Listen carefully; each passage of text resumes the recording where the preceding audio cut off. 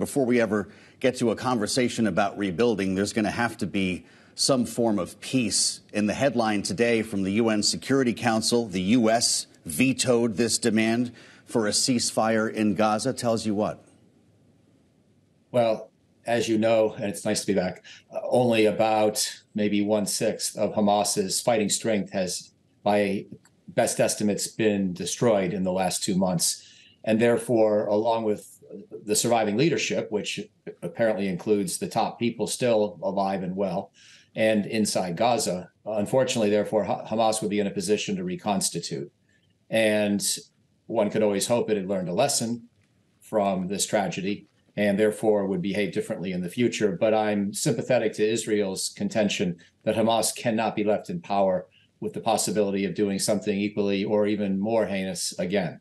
So in that basic regard, the United States felt it had no choice but to veto the UN Security Council resolution because it would have stopped the war unconditionally. It would have called for all hostages to be released, of course, and other such things, but it would have essentially left Hamas intact to the extent it's still intact now. And that, unfortunately, is probably 80% strength or 75% strength of its initial, overall capability of 2 months ago. So I think we're going to have to acknowledge the Israelis are not going to stop soon. They're obviously going to have to stop before they literally kill every Hamas fighter and snuff out every potential weapons cache or tunnel. But they're going to have some assurance that Hamas cannot reconstitute and cannot run Gaza.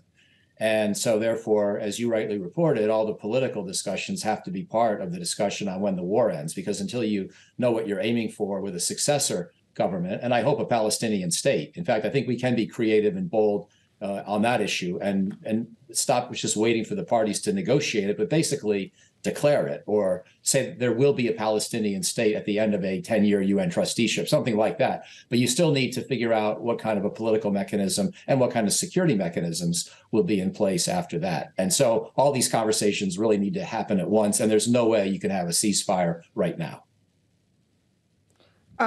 But at the same time, if there is to be a political solution, what we heard from the Palestinian prime minister speaking exclusively to Bloomberg is that if Hamas is ready to come to an agreement and accept the political platform of the PLO, then there will be room for talk. Palestinians should not be divided. How can Hamas be a secondary player in the Palestinian Authority and within a government? How can there be a two-state solution if they do not agree to that Israel should be a sovereign state? Well, thank you for the interview as well as the question. I think it's important that Bloomberg did that interview because it does point out what kind of minimum change in Hamas would be required for us to expect Israel to stop fighting, indefinitely or permanently. And Hamas, in Israel's mind, needs to be destroyed. But at a minimum, Hamas needs to be out of power and no longer committed to use violence and no longer committed to the destruction of Israel. Now, Israel's not going to be happy just with a bunch of words to that effect. And so that's why I say what the Palestinian prime minister today talked to you about was sort of the minimal possible standard of success that Israel could possibly be expected to accept.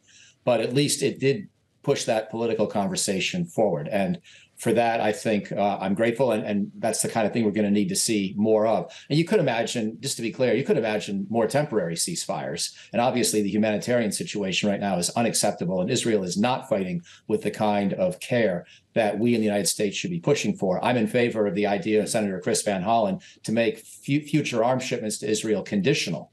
On more restraint. So I'm not trying to suggest that we should just bless whatever Israel wants to do. But the idea of an immediate and essentially permanent ceasefire is simply not in the cards. I wanted to ask you about that, Michael. This is more than a dozen progressive Democratic senators offering an amendment to the supplemental request for funding for both Israel and Ukraine, although I think we know they're talking about Israel here, would require any exported offensive weapons to be used, quote, in accordance with U.S. law, international humanitarian law, and the law of armed conflict, unquote. Interesting as well that Bernie Sanders was not among them. But we heard from the Secretary of State about this very issue today, and he talked about the gap between intent and delivery. Here's what he said. We'll have you respond. As we stand here almost a week into this campaign in the South after the end of the humanitarian pause, it is imperative, it remains imperative that Israel put a premium on civilian protection. And there does remain a gap between exactly what I said when I was there, the intent to protect civilians and the actual results that we're seeing on the ground. Michael O'Hanlon, is Israel capable of closing that gap? Is it interested in closing that gap? I think it's interested, but it's even more interested in destroying Hamas. I'm very critical of the Netanyahu government over the years for its disinterest in a two-state solution. And I'm critical in other ways as well, but you can't really blame any government on earth for trying to ensure the survival of its own people.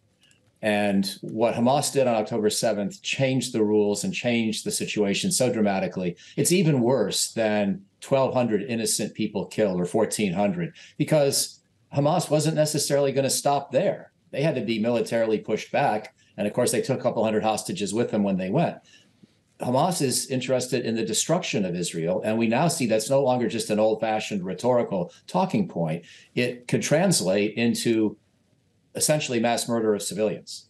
And that's what they did on October 7th. And that's what they might be willing to do again. So I think Israel has the right to make sure that can never happen again.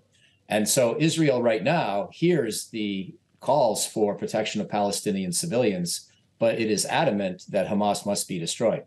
I think what we need to do is be specific in terms of certain kinds of recommendations. The use of unguided weapons, of large bombs, even of artillery, against densely populated civilian buildings, I think really has to stop. And there may be the occasional exception for extraordinarily high-value target when you have a lot of Hamas fighters in a given building, but also 10 civilians. I'm not saying this has to be absolutely categorical, but the basic way they've been using ordnance, I think, needs to be rethought. It may mean a longer war, by the way. If we ask Israel to be more careful, it may take more time. And I'm willing to have that conversation with them, or not that they're asking my advice, but I think we should be willing to acknowledge that potential outcome. But the use of this kind of ordinance against these densely populated cities is really ill-advised, and I think needs to dramatically be curtailed.